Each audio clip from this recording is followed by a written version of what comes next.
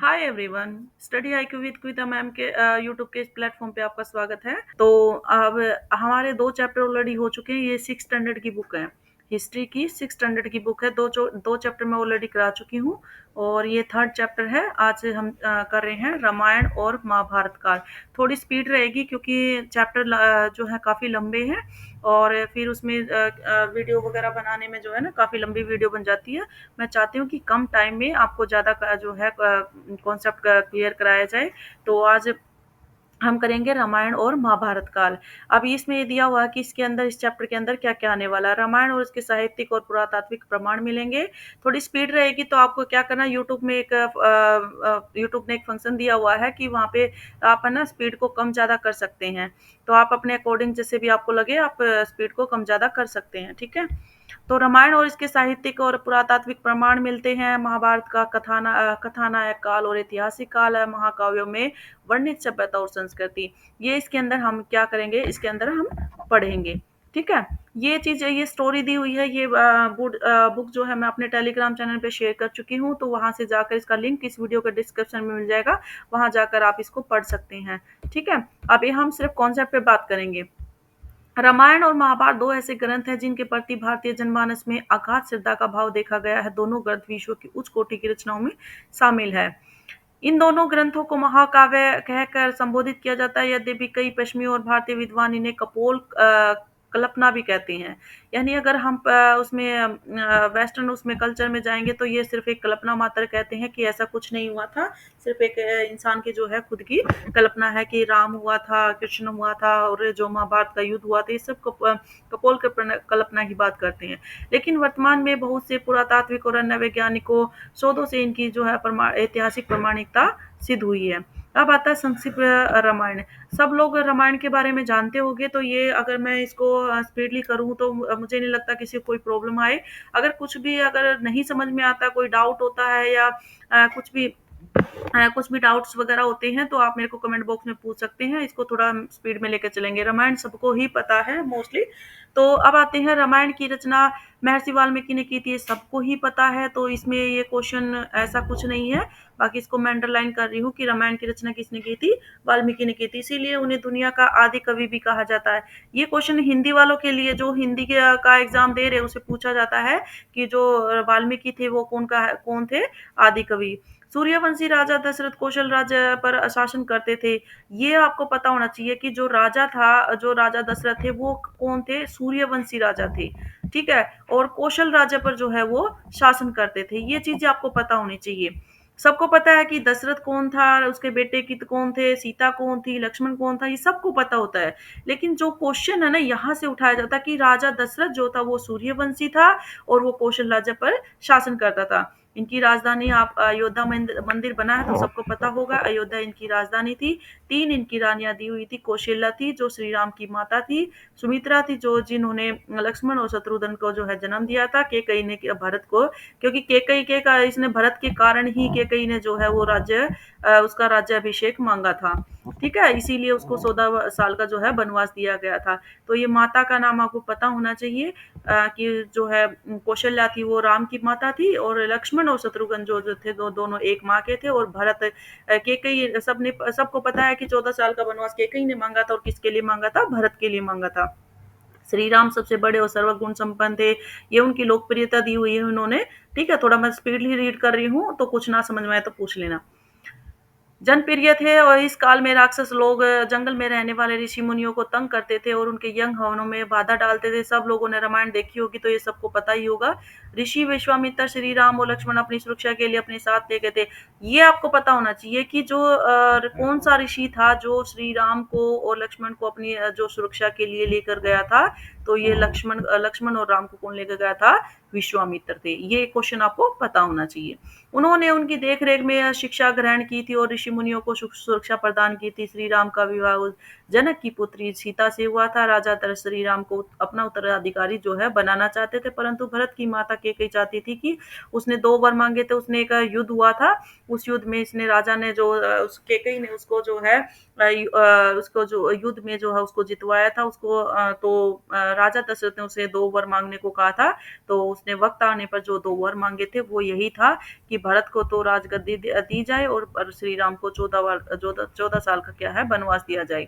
राजा दशरथ के लिए यह स्वीकार करना बड़ा मुश्किल था। एक पिता के लिए अगर एक बच्चा राजगद्दी पर बैठता है, दूसरा उसको वनवास दिया जाता था, कोई भी पिता इसको बर्दाश्त नहीं कर सकता था। ऐसे ही उसने श्री दशरथ ने किया था, वो स्वीकार नहीं कर पा रहा था।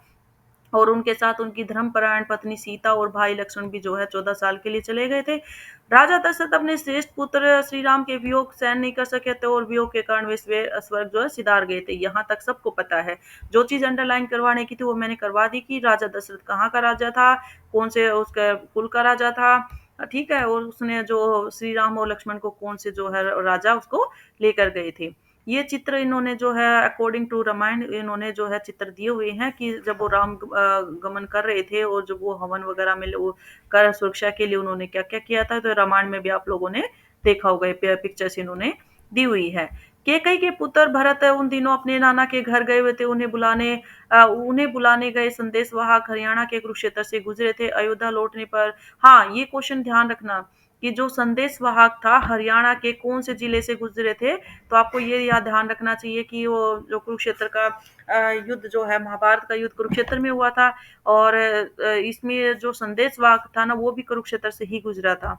अयोध्या लौटने पर जब उन्हें सारी घटना का पता चला, उन्होंने अपनी माता की काफी आलोचना की और राजा बनने से भी मना उन्होंने कर दिया था। वे अपने मंत्रियों सहित श्री राम से मिलने गए और उनके राज्य संभालने की प्रार्थना की थी। श्री राम ने मना किया और भारत ने भी राजगद्दी लेने से मना, जो भरत था उसने मना कर दिया था। सबको पता है ये चीजें, आप रीड कर लेना। जो क्वेश्चन जहाँ क्वेश्चन मेनली बनेगा वहां मैं बता दूंगी, जो चीज वो कॉमन है सबको पता है तो उसको आप एक बार रीड आउट कर लीजिए। मैंने टेलीग्राम चैनल पे ऑलरेडी इसको शेयर कर चुकी हूँ। वापस जाते समय भरत को श्री राम ने अपनी पादुकाएं दी और भरत उन पादुकाओं को रखकर श्री राम के नाम से भी राज्य करने लगा था। वनवास काल के दौरान लंका नरेश रावण सीता को छल कपट से उठा कर ले गया था। क्यों उठा कर ले गया था? क्योंकि उसकी बहन का लक्ष्मण ने जो है नाक कट कर दिया था और उसने जाकर जो वहां पे बताया था, तो उसके उससे गुस्सा आकर उसने क्या किया था, सीता का हरण कर लिया था। श्री राम ने सीता की तलाश शुरू की। इसी दौरान श्री राम की हनुमान और सुग्रीव से ये क्वेश्चन पूरे इस तरह के क्वेश्चन पूछा जाता है कि श्री राम की जो है तलाश के, तो जब सीता की तलाश कर रहे थे श्री राम, तो उसकी भेंट किससे हुई थी? हनुमान और सुग्रीव से हुई थी। हनुमान ने सीता को अशोक वाटिका में खोज निकाला। ये खोज निकाले, सबको पता है कि हनुमान जो है सीता की खोज किसने की थी?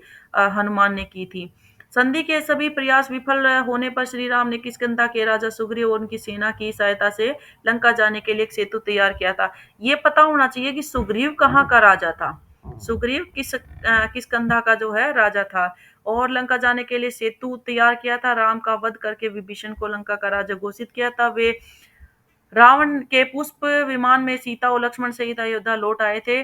अब यहाँ पर देखो, यहाँ एक चीज ध्यान रखनी है कि बच्चों को कंफ्यूजन होती है कि वो किसका विमान था। पुष्पक विमान था, लेकिन किसका था? रावण का पुष्पक विमान था, जिस पर सीता और लक्ष्मण जो है अयोध्या आए थे। अयोध्या वासियों ने उनकी बड़ी धूमधाम से स्वागत किया।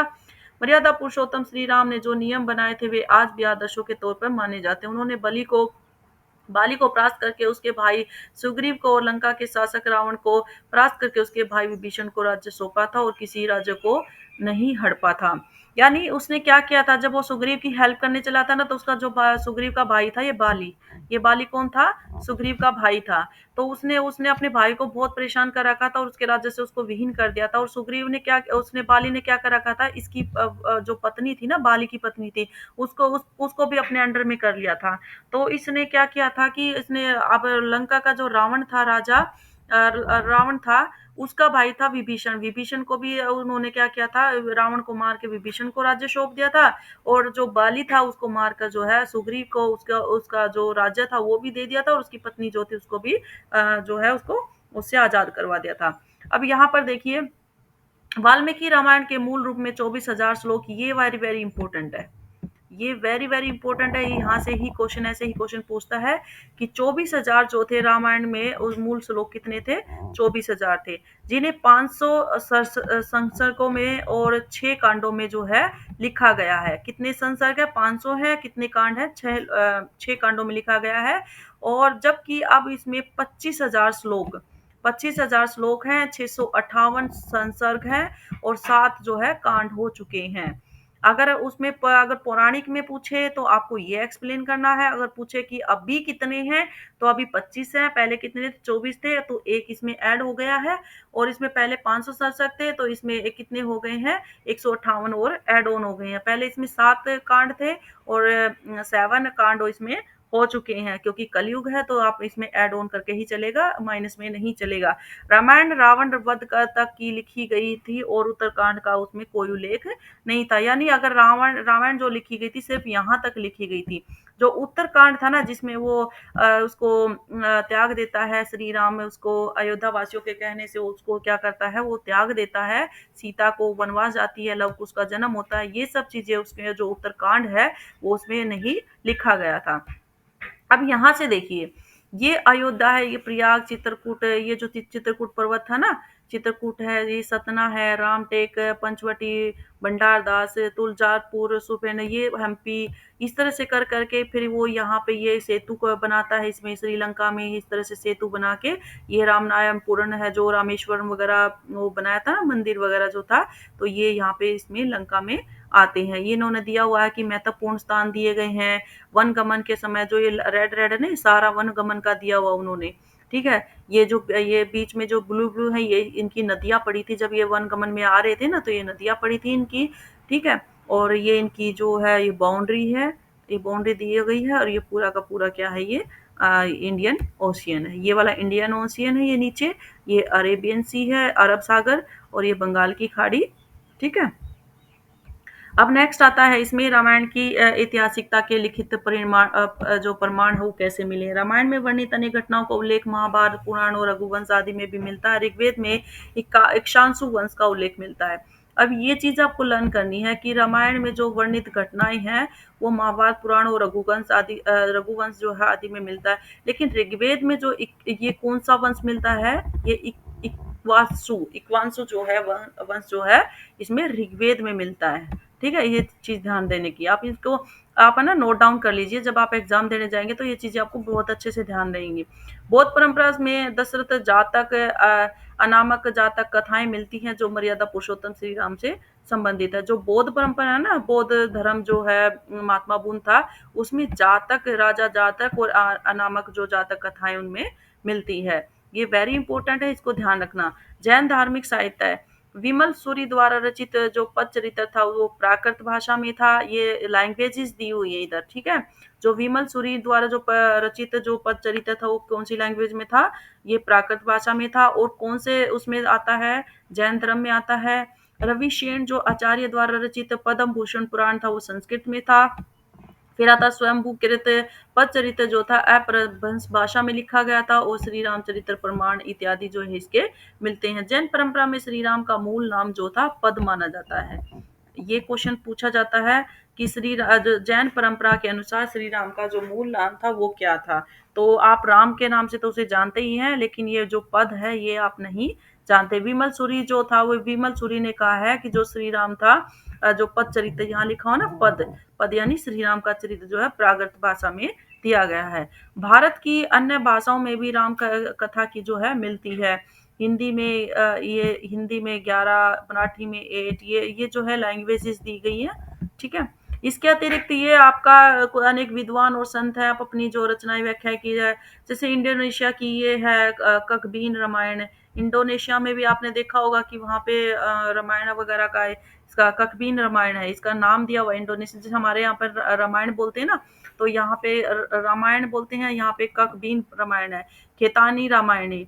विदेशों में रामायणों के इसके नाम दिए हुए हैं। ये विदेशों में इंडोनेशिया में ककबीन कहते हैं, खेतानी रामायण है। जावा में सेरत राम, तिब्बती रामायण, इंडो चाइना में राम कीर्ति, ये नाम दिए गए हैं। जैसे तिब्बती, देखो तिब्बती रामायण तो तिब्बत में तो तिब्बती रामायण के बोल दिया। इंडो चाइना जो है उसमें राम कीर्ति कहा। जावा में इसको अगर जावा जगह है उसके अंदर इसने सेरत राम और खेतानी रामायण ये इसमें नाम दिया गया है। इंडोनेशिया में ये ककबिन जो है इसमें रामायण दिए। एक बार इसको आप रीड आउट जरूर कीजिए। बर्मा और थाईलैंड में भी रामायण के विभिन्न जो है रूप मिले हैं। ये बर्मा जो आपका बर्मा दिया हुआ है, ये थाईलैंड है। ठीक है, म्यांमार जिसको बोलते हैं, बर्मा को म्यांमार नाम दिया गया है ना, तो इसके विभिन्न रूप इसके अंदर दिए गए हैं। सबसे महत्वपूर्ण जो प्रधान इंडोनेशिया में जो प्रमाण जो पाया गया है, ये सबसे ज्यादा कहाँ पर पाया गया है? इंडोनेशिया में पाया गया है। 1949 में डच सरकार ने इंडोनेशिया को जब आजादी दी थी तो उसमें न्यू गिनी द्वीप था। न्यू गिनी जो द्वीप दिया गया था, तो इंडोनेशिया के लोगों ने न्यू गिनी को लेकर आंदोलन किए और प्रमाण के लिए जो वाल्मीकि रामायण के किष्किंधा कांड, ये कांड दिए गया को प्रस्तुत किया था, जिसके अनुसार सुग्रीव ने सीता की खोज में पूर्व दिशा में गए वानर दल को संबोधित करते हुए कहा था, तुम यत्नशील होकर 7 राज्यों से सुशोभित जावा, स्वर्ण द्वीप, रुपया द्वीप में भी ढूंढने का जो है प्रयास करना। तो ये सुग्रीव की बात कर रहा है। यहाँ पर आपको क्वेश्चन क्या करना है? देखो, इंडोनेशिया कब आजाद हुआ था? किससे आजाद हुआ था? ठीक है, ये आपका जो डच आए थे ना, तो डच से जो है ये 1940 जो 9 है, यानी आपकी आज़ादी के 2 साल बाद ही क्या है, ये इंडोनेशिया भी जो है आज़ाद हो गया था। और ये न्यू गिनी द्वीप था, न्यू गिनी द्वीप था। और इसमें क्या था, उन्होंने आंदोलन किया था। और लेकिन इसमें इसमें इन्होंने जो जब ये आजाद हुआ, इंडोनेशिया के जो लोग थे, लोगों ने न्यू गिनी को लेकर ये बात इन्होंने कहा। ये ऐसे क्वेश्चन पूछ सकता है कि जो न्यू गिनी के जो लोग थे, इंडोनेशिया के जो लोग थे, न्यू गिनी को लेकर इन्होंने मतलब किस उस पे बात करी थी, तो ये किष्किंधा कांड पे बात करी थी। किष्किंधा कांड कौन सा था? किष्किंधा में आप सुग्रीव से आप आइडिया लगा सकते हैं कि किष्किंधा का राजा कौन था? सुग्रीव था। और सुग्रीव ने जो है सीता की खोज के टाइम पे उन्होंने अपने जो सेना थी उनको, वानर सेना को पूर्व दिशा की ओर जाने के लिए कहा था। ठीक है, पूर्व दिशा की ओर जाने के लिए कहा था कि तुम यत्न से होकर जो है उसको काम करो। जो जावा स्वर्ण द्वीप है और रुपया द्वीप में ढूंढने का जो है उसको प्रयास करना, यानी कि उस तरफ जाके तुम्हें अपने जो है इसको, यानी ईस्ट की तरफ उन्होंने उसको भेजा था। ये सुग्रीव कह रहा है। यवद्वीप को लांग कर जाने पर एक शिशिर नामक पर्वत मिलता है, जब जिस पर देवता और दानव जो है निवास करते। वह पर्वत अपने उच्च शिखर से स्वर्गलोक को स्पर्श करता है। यह शिखर पर्वत न्यू गिनी में है। ये जो इस पर्वत की बात करता है, ये जो पर्वत है ना, जिस पर देवता और दानव करते हैं, शिशिर, ये स्वर्ग को जो है, ये कहता है कि जो न्यूगिनी पर्वत है, शिशिर पर्वत जो है न्यूगिनी में है। कहाँ पर है? न्यूगिनी में पर्व है। कौन सा है? शिशिर पर्वत है। ये कहता है अपने उच्च शिखर के लिए जो है, यानी स्वर्ग लोक को स्पर्श करता है, ये स्वर्ग लोक को। ठीक है, ये कहाँ पर पड़ता है? न्यूगिनी में पड़ता है। इस प्रमाण को सत्ता मानकर डचों ने न्यूगिनी भी इंडोनेशिया को दे दिया था। ये जब ये प्रमाण उसको बताए गए, तो उन्होंने, जो इंडोनेशिया के लोगों ने कहा ना कि जब ये किष्किंधा कांड सुनाया, तो यह जब डच सरकार के सामने बता, तो उन्होंने इसको प्रमाण मानकर जब उसको वापस इंडोनेशिया को दे दिया था। श्रीलंका की संसद में विभीषण का राज तिलक दिया गया था। श्रीलंका की जो संसद है उसमें विभीषण का राज तिलक दिखाया गया है। ये उसकी उसकी जो संसद है ना श्रीलंका की, उसकी बात कर रहे हैं। इसमें ऐसा कोई लर्न करने का नहीं है, क्योंकि इसमें आपको थोड़ी सी कुछ लॉजिकली भी क्वेश्चन होते हैं। तो श्रीलंका में विभीषण ही है, तो उसका राज तिलक ही दिखाया जाएगा। सोको वाटिका को एक पर्यटक स्थल जो है बनाया गया है। थाईलैंड में राजा को आज भी राम कहा जाता है, जबकि वे बौद्ध धर्म को मानते हैं। ये क्वेश्चन आपको लर्न करने का है कि थाईलैंड में वैसे तो बौद्ध धर्म है, आपने कभी ये थाईलैंड के बारे में देखना, तो उसमें बौद्ध धर्म है, लेकिन आज भी वहाँ जो राजा है उसको राम की उसकी उपाधि दी गई है, यानी राम ही माना जाता है। रामायण की ऐतिहासिकता के पुरातात्विक प्रमाण, ये थोड़ा सा ध्यान से पढ़ना। भारत में भी रामायण के वर्णित अनेक स्थल पाए जाते हैं। रामायण से संबंधित असंख्य मिट्टी की मूर्तियां उत्तर प्रदेश में है। ये तो आप लोग देखते ही होंगे अपने मंदिरों में। उत्तर प्रदेश, बंगाल, बिहार, उड़ीसा, राजस्थान इत्यादि स्थानों पर इसके मिले। हरियाणा की बात करता है, अब हरियाणा में ये हरियाणा बोर्ड की जो सिलेबस की बुक है, तो इसमें हरियाणा का जिक्र जरूर मिलेगा आपको। हरियाणा में जींद, सिरसा, हिसार, हाट, सूद, यमुनानगर आदि स्थानों से भी अनेक मूर्तियां मिली है, जिसमें रामायण की कथाओं को दिखाया गया है। यानी ये उसकी बात कर रहा है कि जो ये आपका खुदाई में भी जो मूर्ति वगैरह मिलती है ना, तो उसके आधार पर भी ये बात करता है। ये राम सेतु है, ये वाला जो है श्रीलंका, इसका इसको उन्होंने ना कि लास्ट में इसको खत्म कर दिया था जब वो वापस लौटने लगे थे। अब ये देखो यहाँ पर इन्होंने दिया है राम सीता और जटायु नचार खेड़ा हिसार से प्राप्त मिट्टी की मूर्ति। ये मिट्टी की मूर्ति है, जब वो सीता को ढूंढने जा रहा, वो लेने जा रहा था ना, जो रावण था वो सीता को लेके जा रहा था, तो जटायु उसके बीच में आता है कि उसको बचाने की कोशिश करता, तो ये हिसार से प्राप्त हुई है ये मिट्टी की मूर्ति। गुरुमुखी में राम लिखा चांदी का सिक्का, ये गुरुमुखी में लिखा गया है, अकबर द्वारा जारी गए सोने के सिक्के में भी जो है राम का दिया गया। श्री राम से संबंधित अनेक त्योहार जैसे रामनवमी, रावण पर विजय का प्रतीक, विजयदशमी काफी उल्लास से मनाया जाता, रामलीला सदियों से भारत के हर प्रदेश में दिखाई देती है। ये सब कॉमन सी चीजें हैं, इसीलिए मैं थोड़ा ज्यादा स्पीड में कर रही हूँ, ताकि एक बार थोड़ा सा आपको रीड आउट सेल्फ करेंगे तो उसमें भी अच्छे से आपको समझ में आ जाएगा। नासा अमेरिकी एजेंसी ने सिद्ध किया कि भारत और लंका को जोड़ने वाला पुल मानव निर्मित है, जिसे श्री राम द्वारा निर्मित किया जाता था उस समय 7000 ईसा पूर्व के लगभग है। अब देखो, ये चीज आपको ध्यान रखनी है, क्योंकि इस पे काफी कंट्रोवर्सी चल रही थी कि जो ये पुल के बारे में हमेशा हम अपने ग्रंथों में पढ़ते हैं ना, कि राम ने पुल बनाया था लंका में जाने के लिए, तो उस पे काफी कंट्रोवर्सी होती है, लेकिन नासा ने उसको जो है मान लिया है कि भाई हाँ, ये जो है 7000, इसका टाइम पीरियड पूछेगा कि 7000 ईसा पूर्व जो है के लगभग ये जो पुल बनाया गया था। तो चलिए करते हैं कि महाभारत। महाभारत करते हैं। महाभारत का ये पता ही है कि महाभारत के जो रचयिता थे वो कौन थे। ये महाभारत के रचयिता वेद व्यास थे। रामायण के रचयिता वाल्मीकि। आधुनिक भारत से पहले हमें इस महाकाव्य के अन्य रूप भी मिलते हैं। जय ग्रंथ में कौरव और पांडव के युद्ध का भी, देखो ये क्वेश्चन यहाँ से महाभारत में से बहुत क्वेश्चन मिलेंगे। जय ग्रंथ जो है उसमें हमें कौरव और पांडव के युद्ध का भी जो है मूल कथानक है इसमें जय ग्रंथ में। इसके मूल में केवल 8800 श्लोक हैं। इसमें ये श्लोक आपको ध्यान रखने हैं। रामायण के भी श्लोक याद रखने हैं कितने थे, और यहाँ पर भी ध्यान रखना है 8800। जय ग्रंथ में भरत वंश के इतिहास का अंश जोड़ने पर यह भारत ग्रंथ बना, जिसकी वजह से इसमें श्लोकों की संख्या 24,000 हो गई थी। आपको देखो इसमें क्या ध्यान रखना है, जय ग्रंथ जो था ना, ये जो जय ग्रंथ था, ये जय ग्रंथ में भरत वंश के इतिहास का अंश जोड़ने पर वह भारत वंश बन गया। यानी जब भरत वंश जोड़ दिया गया ना, उसके अंदर भरत वंश जोड़ने के कारण क्या बन गया है वो भारत ग्रंथ बन गया। और इसकी वजह से इसकी श्लोकों की संख्या भी क्या बन गई, 24,000 जो है श्लोकों की संख्या इसकी बन गई है। भारत ग्रंथ में अनेक नीति परक अंश और आख्यानों को भी जोड़ने पर महाभारत ग्रंथ बना है। तो ये चीजें आपको ध्यान रखनी है। देखो इसमें क्या है, जो महाभारत की रचना किसने की थी, वेद व्यास ने की थी, एक क्वेश्चन बन गया।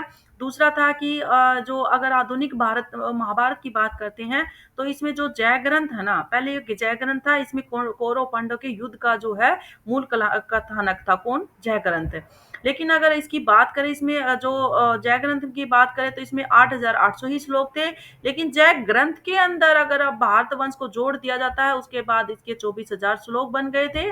और 24,000 का श्लोक जब बने, इसमें नीति परक अंश और आख्यानों का जोड़ने पर इसको महाभारत जो है बन गया था। इसमें जो है नीति परक और जो नीति परक अंश और आख्यान जोड़ दिए गए ना, तब महाभारत बना था। तो ये चीज आपको अच्छे से ध्यान रखनी है। सबसे पहले जय ग्रंथ था, फिर उसमें जय ग्रंथ में तो कौरव पांडव का मूल कथानक था, और जय ग्रंथ में भरत वंश को जोड़ दिया गया और भरत वंश बन गया। भरत वंश में जो अगर उसकी संख्या भी जो है श्लोकों की संख्या बढ़ गई थी। इसमें 1 लाख के लगभग श्लोक हैं। और इस प्रकार महाभारत के अगर श्लोक की बात करते हैं, यहाँ क्वेश्चन ध्यान रखना, अगर महाभारत के श्लोक की बात करते हैं तो लगभग 1 लाख श्लोक हैं। इस प्रकार महाभारत का वर्तमान रूप अपने अपने में अनेक शताब्दियों के विकास को संजोए हुए है। ठीक है, अब महाभारत कैसे बनी ये आपको अच्छे से इसमें एक्सप्लेन किया हुआ है। ठीक है, आप ऐसे ही आपको लर्न करना है इसको। ये पैराग्राफ में दिया हो, जब आप लिखोगे ना जय ग्रंथ, फिर एरो करके, फिर उसके बाद आपको क्या करना है, भारतवंश ऐड कर दिया उसके अंदर, एरो भारतवंश ऐड करने के बाद भारतवंश बन गया, फिर एरो करके फिर उसके अंदर आपको क्या करना है, महाभारत। फिर उसके श्लोक उसमें ऐसे लिखना है कि नीचे उसके श्लोक लिखने हैं, जब जय ग्रंथ में कितने श्लोक थे, जब भारत ग्रंथ बना उसके अंदर कितने श्लोक थे, और महाभारत बनी उसके अंदर कितने श्लोक थे। फिर इसके अंदर बात करनी है कि ये जो जय ग्रंथ था उसमें कौरव पांडव के युद्ध का, उसके नीचे को बात करनी है कि कौरव और पांडव के युद्ध का मूल कथानक था। फिर उसके बाद उसके बात करनी है कि इसके अंदर जो भारत ग्रंथ था इसमें जो है नीति परक और उसके आख्यानों को जोड़ा गया था। उसके बाद इसमें 1 लाख यानी वर्तमान में जो अनेक शताब्दियों के संजोए हुए हैं, ऐसे आपको याद करना है। पुणे के भंडारकर ओरिएंटल संस्था में रखा गया महाभारत का संस्करण सबसे ज्यादा पौराणिक माना जाता है। ये पुणे में का जो ओरिएंटल जो संस्था है उसमें रखा गया, वो सबसे जो है जो पौराणिक सबसे जो संस्करण जो है सबसे पुराना संस्करण है। महाभारत ग्रंथ के बारे में कहा गया है, इस ग्रंथ में जो कुछ हो है वह सभी स्थानों पर है, परंतु जो इसमें नहीं है वह कहीं भी नहीं है। ये ध्यान रखना। ये कहाँ पर कहा गया है? महाभारत में कहा गया है। इसे हिंदू धर्म का विश्वकोश भी कहा जाता है, इसे पंचम वेद भी कहा जाता है। अब ये क्वेश्चन पूछा जाता है कि बताइए कि पंचम वेद किसे कहा जाता है? ये हिंदू हिंदू धर्म का विश्वकोश है। क्या कोश है? विश्वकोश है ये हिंदू धर्म का, क्योंकि इसमें गीता का उपदेश दिया गया था और पंचम वेद इसके अंदर दिया। इसको पंचम वेद भी कहा गया है, किसको? भारत महाभारत ग्रंथ को।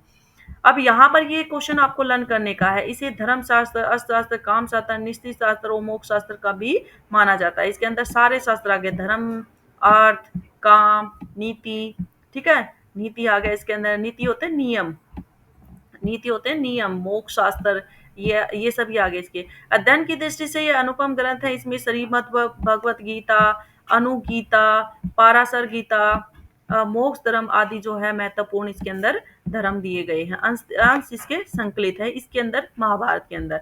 नीति और लोक शिक्षा से संबंधित संचय नीति, विदुर नीति, भीष्म नीति आदि का भी इसके अंदर वो दिया गया। संजय कौन था? संजय कौन था? जो उसका वो था ना इसका वैसे तो पांडव का भाई ही था संजय, जो धृतराष्ट्र था उसके साथ जो वो उसको पूरा व्याख्यान युद्ध का बता रहा था। विदुर नीति, ठीक है, विदुर नीति थी, भीष्म पितामह जो उसकी नीति थी, वो सब चीजों का इसमें संचय को दिया गया है। शांति, शांति पर्व में भी राजधर्म, आपद धर्म, मोक्ष धर्म, ये सब इसके अंदर दिए गए हैं। मूल कथानक कौरव और पांडव के बीच युद्ध का है, परंतु इसके अतिरिक्त अनेक ऐतिहासिक कथाओं का भी इसके अंदर उल्लेख किया। वैसे तो इसको कौरव पांडव का युद्ध के ऊपर इसमें जाना जाता है, पर बहुत सारी चीजें इसके अंदर, कथाएं भी इसके अंदर दी हुई हैं। ये आपको जो है श्रीमद् भगवत गीता का जो उपदेश देते हुए है श्री कृष्ण जी अर्जुन को।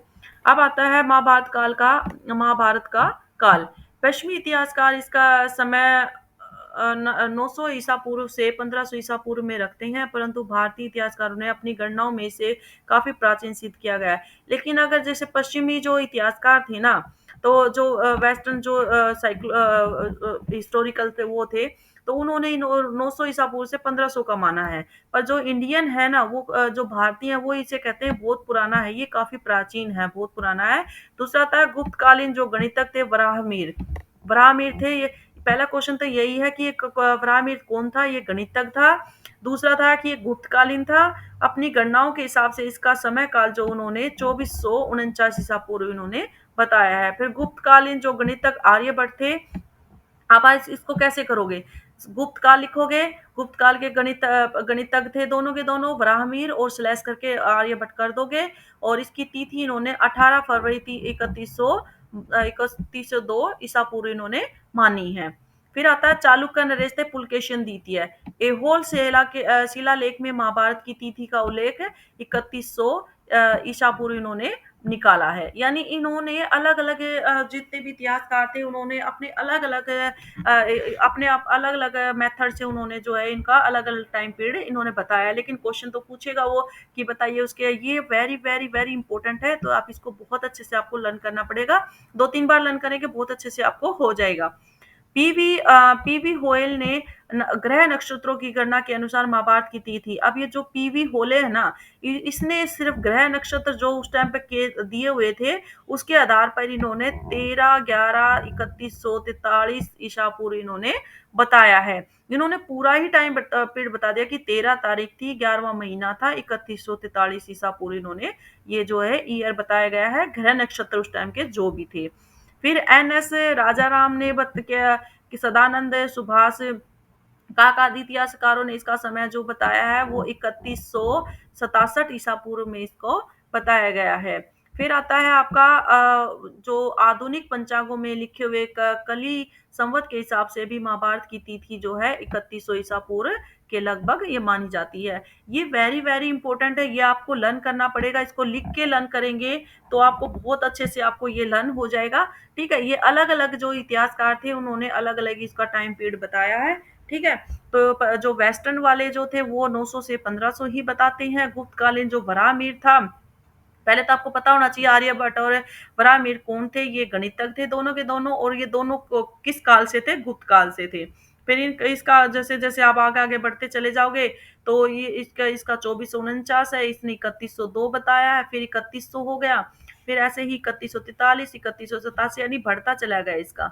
ठीक है, यहाँ पर इसका कम हो गया था। जो चालुक्य नरेश ऐहोल था, इन्होंने इसका जो है 3100 बताई, इनको सब क्या होता है चला गया, बढ़ता चला गया। अब आता है महाभारत की ऐतिहासिकता। महाभारत में वर्णित स्थानों की लगभग जो है पहचान हो चुकी है।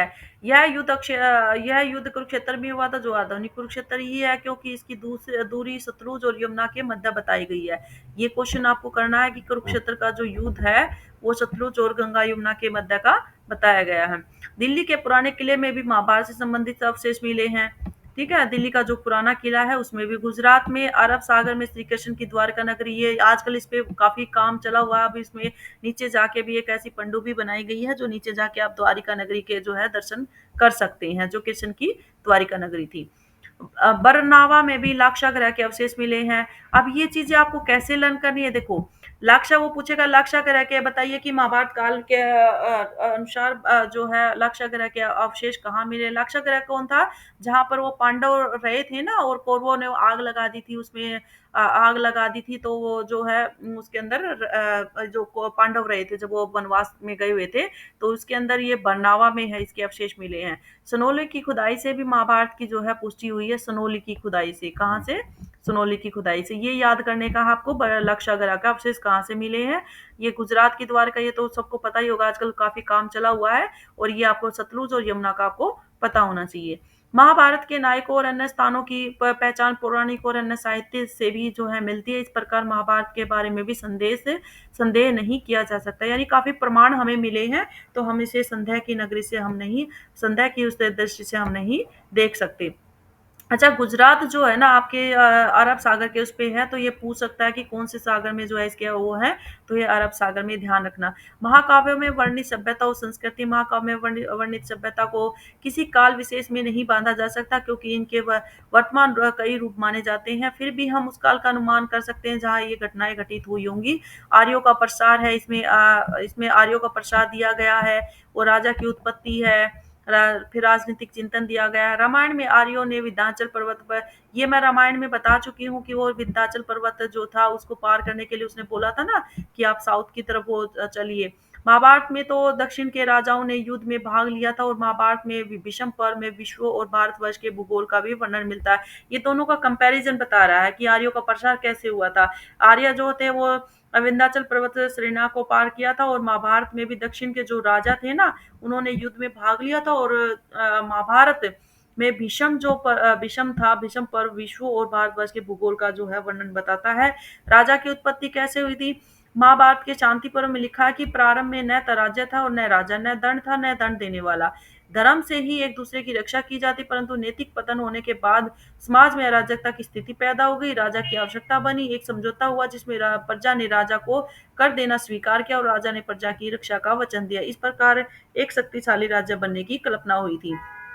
ये महाभारत के शांति पर्व में, यानी जो महाभारत में है ना, ये लिखा गया है कि मतलब स्टार्टिंग की बात करें तो ये सब चीजें नहीं थी, लेकिन जब जैसे जैसे वो पतन होने लगा तो वहां पे एक शक्तिशाली व्यक्ति को राजा बना दिया गया, वो उसके बदले में उसको कर देते थे। अब यहाँ आता है राजनीतिक चिंतन क्या होता है। रामायण में आदर्शवाद एक उच्च नैतिक मानदंडों की स्थापना का प्रयास किया गया। ये आदर्शवाद आपको बोलते हैं ना, जो राम था वो जो था अ, आदर्शवादी भी था, और मर्यादा पुरुषोत्तम राम भी था। जबकि महाभारत में था तो जीवन की व्यवहारिकता पर ज्यादा जोर दिया जाता है। ये रियलिस्टी उस पे चलता है, यानी रियल था, और जीवन की जितनी व्यवहार जो बिहेव में होते हैं उन पे ज्यादा जोर दिया जाता है। महाभारत में भीष्म ने सामाजिक जीवन के निर्वाह के लिए राजधर्म की भूमिका पर जोर दिया है। ये भीष्म जो था ना, भीष्म पितामह, जिसको आप जानते होंगे, गंगा गंगा का पुत्र था, तो उसने राजधर्म की भूमिका पर जोर दिया था। उनके अनुसार सब श्लोकों की परम गति राजधर्म है। राजधर्म सब धर्मों से श्रेष्ठ है। यदि यह लुप्त हो जाता है तो सभी वर्ण और आश्रमों के धर्म जो है समाप्त हो जाते हैं। ये सब चीजें, ये श्लोकों में बात कही गई है कि राजधर्म ही सर्वोपरि है, राजधर्म से ऊपर कुछ भी नहीं है, ये बात कही गई है।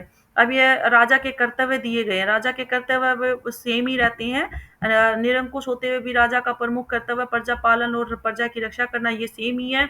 राजा से अपेक्षा की जाती है कि वह अपनी प्रजा से ऐसा ही व्यवहार करे जैसा कि घर में पिता पुत्रों के साथ करता है। शांति पर्व में लिखा गया है कि राजा दुर्बल पर अत्याचार न करे, क्योंकि दुर्बल की हाय राजा को समाप्त कर देती है। धर्म का उल्लंघन करने वाले राजा राजा की कठोर शब्दों में निंदा की गई है। धर्म का जो उल्लंघन करने वाला जो राजा होता है ना, उसकी निंदा की गई है। भीषम ने रक्षा न करने वाले अत्याचारी राजा के विरुद्ध सक्रिय विद्रोह की भी अनुमति की गई है। तो ये सब चीजें राजा राजा के कर्तव्य सब जगह है। वो राजा के जो है सिर्फ जनता के लिए, की रक्षा के लिए होता है, जनता के अधिकारों की रक्षा के लिए होता है। तो और जनमत का अर्थ इसका क्या है? जनता का विचार। जनमत देखो इसको कैसे करोगे? जन मतलब जनता, मत मतलब विचार, यानी जनता के जो विचार होते हैं। इस तरह से आप इसको लर्न कर सकते हैं। राज्य के 7 अंग होते हैं। राजा के 7 अभिन्न अंग माने जाते हैं। राजा, अमात्य, अमात्य होता है मंत्री, जनपद, दुर्ग, कोष, दंड और मित्र। ये सब इसके क्या होते हैं? 7 इसके अभिन्न अंग माने जाते हैं। किसके?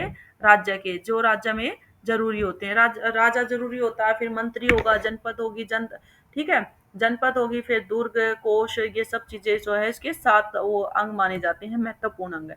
राज्य सेना पराश्रित होते हैं, इसके बिना राज्य को अराजक माना जाता है। अतः एक राष्ट्र का शक्तिशाली होना बहुत ज्यादा जरूरी माना जाता है, क्योंकि इसके बिना जीवन, संपत्ति, परिवार और धर्म जो है सुरक्षित नहीं रह सकता। आपको इसमें सिर्फ ये याद रखना है कि राज्य के 7 अंग कौन कौन से होते हैं। ठीक है, इसमें याद करने का एक ही तरीका है कि अगर राज्य होगा तो राज्य में राजा भी होगा, मंत्री भी होगा, जनता भी होगी, और दुर्ग जो है वो थोड़ा सा हाइट पे होते हैं। कोष, राजा अगर राजा ही होगा तो उसके पास कोष भी होगा, दंड देने का अधिकार भी होता है, और उसके मित्र भी रहेंगे। जनपद की शक्ति क्या होती है? जनमत की जो शक्ति होती है, राजा का पद पंचानुगत होता है। जहाँ पे राजतंत्र होता है ना, वहाँ पे राजा, फिर उसका बेटा, फिर उसका बेटा, ऐसे राजा का जो है वो हेरिडिटी के हिसाब से चलता है। परंतु उत्तराधिकार के मामले में कई बार जनमत की भी शक्ति का भी उल्लेख मिलता है। राजा प्रतीक ने अपने पुत्र देवापी को राजा बनाना चाहा, तो जनता ने विरोध करके उसे रुकवा दिया था। रामायण तथा महाभारत से पता चलता है कि राज्याभिषेक के समय समाज के सभी वर्गों को आमंत्रित किया था। तो ये जो राजा अमित्य था ना, ये यहाँ पर दिया हुआ है, राजा देवापी। जो देवापी था ना, ये अपने उसको बेटे को बनाना चाहता था, पर जो है जनता ने जो है विद्रोह कर दिया था। अब नारी की स्थिति कैसी थी? महाकाव्य काल में स्त्रियों के मान सम्मान में बहुत कमी आ गई थी, परंतु फिर भी समाज में उनको सम्मान प्राप्त था। महाभारत के आदि पर्व में पत्नी को मनुष्य का आधा अंग माना जाता था। वह सखी है, वह सभी धर्म कर्म का सभी मूल है। महाभारत के अनेक स्त्री पात्रों का संभाषण उस युग की नारी की विधवता और तेजस्विता का बोध कराता है। विवाह को भी एक पवित्र बंधन माना जाता है। सामान्यतः नारी के लिए एक पति का ही विधान है। पतिव्रता स्त्रियां ही बड़ी प्रशंसा की पात्र होती है। ये तो चीजें वही है, आम है, जो मतलब सब लोग मोस्टली जानते ही हैं। सामाजिक जीवन कैसा था? रामायण की भांति महाभारत में भी 4 वर्णों की उत्पत्ति ब्रह्मा के विभिन्न अंगों से मानी जाती है। ब्राह्मणों की श्रेष्ठता के अनेक प्रमाण मिलते हैं, परंतु अब स्त्रियों की प्रधानता हो गई है। वहां पे ब्राह्मणों का था, लेकिन अब जो है स्त्री अब हर चीज में बढ़ चढ़कर भाग लेती है। महाभारत में स्वाध्याय तप से रहित और वर्ण विरुद्ध करने वाले ब्राह्मण को शूद्र से अधिक निंदनीय माना जाता था। ये चीज आपको लर्न करनी है कि महाभारत में जो स्वाध्याय, यानी स्वाध्याय तप से रहित, यानी जो तप नहीं करता था, वर्ण विरोध होता था, उसे ऐसे को जो है शूद्र से भी अधिक निंदनीय है। इसे अगर ऐसा कोई पंडित है तो उसको जो है, जो शूद्र होता था, उससे भी ज्यादा उसकी निंदा की जाती थी। वर्ण व्यवस्था का आधार जन्म के बदले कर्म पर किया जाता था। सर्पराज के प्रश्न के उत्तर में युधिष्ठिर कहते हैं, शूद्र के गुण आदि ब्राह्मणों में होंगे तो मैं उसे शूद्र कहूंगा, और ब्राह्मण के गुण शूद्र में होंगे तो मैं उसे शूद्र को ब्राह्मण कहूंगा। ये सर्पराज जब युधिष्ठिर वहां जा रहा था ना, तो उसको युधिष्ठिर से वो क्वेश्चन पूछता है सर्पराज। तो सर्पराज उससे कहता है कि मैं जन्म के आधार पर उसको श्रेष्ठ नहीं कहूंगा, सिर्फ उसके कर्मों के आधार पर कहूंगा, चाहे भले वो शूद्र हो, ब्राह्मण हो, क्षत्रिय, कोई भी हो। अनुशासन पर्व ये दिया हुआ 143 बाय 46-47 में उमा महेश्वर स्वाद में कहा गया है, जो सच्चित्रा, दयालु, अतिथि परायण, निरहंकार, निरहंकार गृहस्थ है वह नीच जाति में जन्म लेने पर भी द्वितो लाभ प्राप्त करता है, और जो ब्राह्मण होकर भी चरित्रहीन, यानी इसके करेक्टर की बात की गई है। आपको क्या ध्यान रखना है कि उमा महेश्वर संवाद है ये, उमा महेश्वर। उमा कौन थी? पार्वती। महेश्वर कौन है? शिव जी।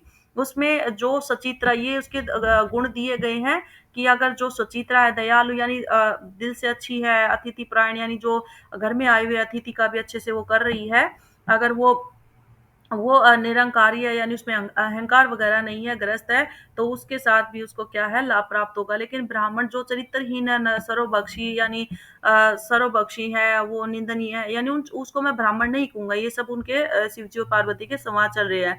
वह सुधर तो प्राप्त करता है, वह विचारों से शूद्रों के प्रति मानवीय एवं उदारता के रूप का भी पता चलता है। विदुर, काव्य और मतंग जैसे जन्मजात सूत्रों को भी अच्छे आचरण के कारण सम्मान पूर्वक, यानी उसके गुणों के आधार पर उनको जो है अच्छे अच्छे उनको मतलब उसको सम्मान पूर्वक उसको अच्छा अच्छी जगह जो उनको मिली है। उस काल की विदेशी जातियां यवन, किरात, गंध, सबर, शक, तुसर, पल्लव, पुलिंद, कंबोज और अन्य जातियों को वर्ण व्यवस्था में भी शामिल किया गया था। ये जितनी भी यवन आप हिस्ट्री में पढ़ोगे ना, यवन है, किरात है, कंधर है, शबर, शक, ये सारी जितनी भी जातियां थी, इनको सबको क्या है एक अच्छा इनकी वर्ण व्यवस्था क्या से भी जो है अलग वो किया गया था। फिर आता है आर्थिक जीवन। आर्थिक जीवन क्या होता है? कृषि, शिल्प, वाणिज्य के अतिरिक्त धन कमाने का शेष साधन और कोई नहीं। महाभारत के सभा पर्व के अनुसार किसानों को संतुष्ट रखना, कृषि के लिए जलाशय खुदवाना, दरिद्र किसानों को बीज आदि का दान करना, राजकोष से कृषकों को अनुग्रह देना राजा के प्रमुख कर्तव्य होते थे। राजा के सभी कर्तव्य थे अपनी प्रजा की देखभाल करना, उन्हें सब कुछ अच्छे से टाइम टू टाइम मिल रहा है कि नहीं मिल रहा है। फिर आता पशुपालन मुख्य व्यवसाय था। महाभारत में पशुओं की चिकित्सा विद्या का उल्लेख भी किया गया है। उस काल में शिल्प भी अधिक उन्नति पर था। शिल्पकार अलग अलग श्रेणियों में स्थित थे, उनका अपना प्रदान होता था। चांदी, सोना, हाथी दांत, मणि, मुक्ता वस्तु शिल्प आदि सब उसके दिए हुए थे। विदेशी व्यापारी आय व्यय का जो ध्यान रखकर राज्य द्वारा कर लगाए जाते थे, जल और स्थल दोनों मार्गों से। ये सब कॉमन है, तो ये पहले भी चैप्टर में आ चुके हैं। इस काल में व्यापार बढ़ने से अनेक नए नगरों की स्थापना हो गई थी, जैसे हस्तिनापुर, मथुरा, इंद्रप्रस्थ। इंद्रप्रस्थ अभी जो करंट में दिल्ली है ना, उसको कहा जाता है इंद्रप्रस्थ कहा जाता था। ये सभी नगर सड़कों और नहरों से जुड़े हुए थे और व्यापार केंद्र बनते जा रहे थे। अब आता है धार्मिक जीवन। उस टाइम का धार्मिक जीवन कैसा था? महाकाव्यों का उद्देश्य है अधर्म पर धर्म की विजय का जो है आप ये तो हमेशा सुनते होंगे कि जब वो हुआ था, युद्ध हुआ था, तो अधर्म पर धर्म की विजय हुई थी। जहाँ धर्म है वहीं विजय है। रावण पर श्री राम की विजय जो थी वो अधर्म पर धर्म की विजय थी। महाभारत में कौरव वंश अधर्म के कारण नष्ट हो गया था और धर्म की प्रधानता के कारण जो है महाकाव्यों का एक मूल काव्य कहा जाता है, अगर जब धर्म की स्थापना हुई थी। महाभारत में अनेक संप्रदायों का उल्लेख मिलता है। इस काल में भागवत एक महत्वपूर्ण संप्रदाय है, जिसमें श्री कृष्ण को विष्णु और नारायण का जो है अवतार माना जाता है। और दूसरा संप्रदाय है पशुपत था, जो शिव को सर्वोच्च देवता माना गया है। सो ये आपको लर्न करने वाली चीज है, जो ये चीजें है ना, ये वाला पूरा अच्छे से लर्न करना है कि पशुपत जो है शिव जी। आप वैसे बोला भी जाता है, वैसे भी ना लर्न कहे तो सौर संप्रदाय में सूर्य देवता की भक्ति का भी उल्लेख मिलता है। शाक्त मत के अनुसार देवी की उपासना की जाती है। ब्रह्मा, विष्णु, महेश ये त्रिदेव हैं का विचारों का विकास मिलता है। महाभारत में अनेक ऐसे देवी देवताओं का उल्लेख, यानी महाभारत को सिर्फ हम है ना कुरुक्षेत्र के युद्ध से जानते हैं, पर अब इसमें जितना भी ये चीजें दी गई है सब महाभारत में दी गई है, कि इन चीजों का भी उल्लेख हमें महाभारत में अच्छे से मिलता है। यज्ञ यज्ञ कर्म कांडों की प्रधानता इस काल में बढ़ रही थी, परंतु पशु हिंसा के स्थान पर तिल, जौ आदि पर जोर दिया जाता था। यानी कर्म कांड काफी बढ़ रहे थे, लेकिन तिल, जौ और तिल जो है ना, इन पे ज्यादा जोर दिया जाता था। ये चीजें आपको ध्यान रखनी है, वेरी वेरी इंपॉर्टेंट। इस काल में अंधविश्वास भी काफी बढ़ गए थे। लोग शत्रुओं को नष्ट करने और बीमारी को दूर करने के लिए जादू टोना, इससे पहले भी इसमें आया हुआ है उत्तर वैदिक काल में भी, और इसमें भी दिया गया है। इस काल में सर्प पूजा का भी प्रचलन जो है, सर्प पूजा प्रचलन में आ गई थी। ये ध्यान रखना आपको, जो महाभारत काल में सर्प पूजा जो है प्रचलन में आ गई थी। ये क्वेश्चन पूछा जाता। पशुपत शिव को सर्वोच्च मानने वाले पशुपत कहे जाते हैं। अब ये चीज ध्यान देने वाली है, ये पूरा टेबल आपके आपके लिए वेरी वेरी इंपॉर्टेंट है, यहीं से क्वेश्चन पूछे जाते हैं। इसमें दिया गया ग्रंथ दिए, रामायण दिया गया, महाभारत दिया गया। जैसे रचयिता की बात करें तो रामायण वाल्मीकि ने लिखी थी, और वेद व्यास ने क्या लिखा था? महाभारत लिखी थी। ग्रंथ ये जो है आपका भाषा दी गई है, ये रामायण जो है इसमें लिखा गया है संस्कृत में और महाभारत भी संस्कृत में। श्लोक की बात करते हैं तो ये 24,000 श्लोक थे रामायण में और 1 लाख लगभग 1 लाख थे महाभारत में। भाग इसमें 6 सर्ग दिए गए हैं, इसमें जो है महाभारत में 18 सर्ग दिए गए हैं, 18 पर्व दिए गए हैं। प्रमुख विषय है नैतिकता, दर्शन, प्रशासन, राजनीति, मनोविज्ञान, भूगोल आदि। इसके अंदर नीति शास्त्र है, महाभारत के अंदर धर्म शास्त्र, अर्थशास्त्र, काम शास्त्र, अमोघ शास्त्र है। यहाँ से क्वेश्चन जरूर पूछता है, इसको आप वेरी वेरी अंडरलाइन कर लीजिए और बहुत अच्छे से इसको लर्न करना है। वो पूछेगा कि इसमें रामायण का पूछेगा तो इसमें से दे देगा और इसमें से एक डाल देगा कि निम्न में से कौन सा इसका विषय नहीं था रामायण का। और इसमें भी सेम ऐसे ही पूछेगा, ये श्लोक पूछ लेगा इसके अंदर, ठीक है, ये चीजें पूछेगा। ये रचयिता वगैरह तो सबको मोस्टली पता ही होता है, तो ये आपका क्वेश्चन यहाँ से बनता है कि ये है ना श्लोक है और ये पर्व और ये जो विषय दिए हुए हैं इनको अच्छे से करना। आप इसमें से ही क्वेश्चन जो है पूछे जाते हैं। ये सिर्फ आपका बच्चों को जैसे लिखने का भी, ये वाल्मीकि ने क्या किया था ये पूरा उसका एक्सप्लेन करना है, इसका वो नहीं। अच्छा, ये आप एक्सरसाइज जरूर करें, क्योंकि एक्सरसाइज जैसे आपने पढ़ा है उसके बाद जब एक्सरसाइज करेंगे ना तो उसके बाद आपको ये क्वेश्चन बहुत अच्छे से समझ में आएंगे और ये पता चलेगा कि आपको कितने अच्छे से जो है चैप्टर आपको अच्छे से समझ में आया है और आप कितने अच्छे से क्वेश्चन को सोल्व कर पा रहे हैं। जैसे राजा सुग्रीव उनकी सेना की सहायता से लंका जाने के लिए जो सेतु तैयार किया था कि ठीक है श्री राम ने। और फिर आता है ग्रंथ में गौरव पांडव के मूल का कथानायक, आपने जय ग्रंथ पढ़ा था ना, वो जय ग्रंथ जो था वो उसका मूल कथानायक कौन था। महाभारत में श्लोकों की संख्या, फिर महाभारत काल में वर्ण व्यवस्था के बारे में पूछा गया है कि इसमें जाति आधार पर, कर्म आधार पर, व्यवहार पर, ये सब लिखे हैं। इस तरह के क्वेश्चन ही एग्जाम में पूछते। चालुक्य नरेश पुलकेशिन द्वितीय ने ये जो 3100 का बताया था कौन से उसमें बताया था, ठीक है। आप इसको खुद से सोल्व करना, नहीं आए तो आप मुझे कमेंट बॉक्स में पूछ लेना तो आपको सोल्व करा जाए। ये फिलअप जरूर करें, फिलअप और मैच द फॉलोइंग, ये मैथ भी करें क्योंकि इसमें पूछा जाता है, ठीक है। इसमें जैसे आपका वाल्मीकि ने क्या किया था, रावण है और धृतराष्ट्र, कृष्ण, व्यास, ये सब चीजें इसके अंदर आपको अच्छे से सोल्व करनी है। और ये ये राइट रॉन्ग भी आपको करने हो, और जो ये वन वर्ड क्वेश्चन है ये सब आपने करने हैं, क्योंकि इसमें से क्वेश्चन ही पूछे जाते हैं ज्यादातर। इसमें श्लोक हैं, आपके विषय हैं, इन चीजों पे ज्यादा क्वेश्चन जो है पूछे जाते हैं। तो दूसरा कंपैरिजन पे भी क्वेश्चन आते हैं कि उसका जो राजनीतिक जीवन कैसा था, ठीक है। तो गाइज ये थी आपकी थर्ड चैप्टर था 6th क्लास का।